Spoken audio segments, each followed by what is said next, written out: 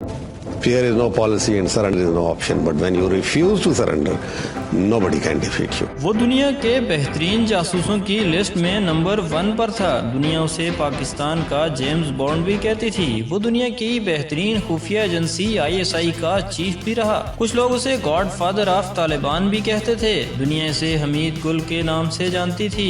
فوجی سروس کے دوران اسے بہترین فوجی اعزاز، ہلال امتیاز اور ستارہ بصالت سے بھی نوازا گیا۔ اس نے نہ صرف ملک کی سرحدوں کی حفاظت کی بلکہ اسلام کی عظمت اور پھیلاؤ کے لیے انتھک محنت بھی کی۔ یہ مرد کلندر پنجاب کے علاقے سرگودا میں پیدا ہوا۔ حمید گل کے والد ایک کسان تھے۔ حمید گل نے 1956 کو آرمی جوائن کی۔ 1965 کی جنگ میں پاکستان کی جیت کے پیچھے جنرل حمید گل کا ہی دماغ تھا۔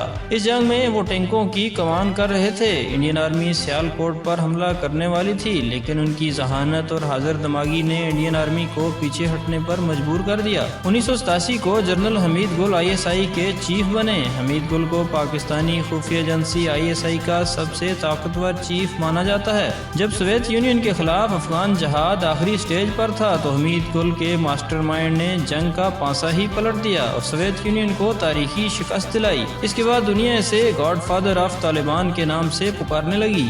جنرل حمید گل اللہ کے علاوہ کسی کو سپر پاور نہیں مانتے تھے۔ جنرل حمید گل فرما گئے تھے کہ جو اپنے آپ کو نیوٹرل کہتا ہے وہ دراصل بدماش ہے۔ یہ بھی فرما گئے تھے کہ جب امریکہ آخرکار افغانستان میں شکست کھائے گا تو وہ پاکستان میں ایک کٹ پتلی حکومت لائے گا۔ جنرل حمید گل کا یہ بھی قول بہت مشہور ہے کہ پہلے ہم نے امریکہ سے مل کر افغانستان میں سوویت یونین کو شکست دی تھی اور اب ہم امریکہ کے ساتھ مل کر افغانستان میں امریکہ کو ہی شکست دیں گے، اور آخرکار ایسا ہی ہوا۔ امریکہ افغانستان میں بری طرح شکست کھا کر بھاگنے پر مجبور ہوا۔ جو شہرت جنرل حمید گل کے حصے میں آئی وہ بہت کم لوگوں کو ملتی ہے۔ جنرل حمید گل کا نام آج بھی دشمنوں کے دلوں میں لرزہ طاری کر دیتا ہے۔ آپ اس پاک دھرتی کے وہ بطلے حریت تھے کہ جس نے بطور بریگیڈیئر برطانیہ کے عالمی شہرت یافتہ رائل دار کالج کا عسکری کورس یہ کہہ کر مسترد کر دیا تھا کہ انگریز کون ہوتا ہے مجھے جنگ سکھانے والا۔ وطن کا دفاع اپنی مٹی کے جس فہم سے آتا ہے وہ میرے لہو میں دوڑتا ہے۔ 15 اگست 2015 کو یہ مرد مجاہد اپنے خالق حقیقی سے جا ملا۔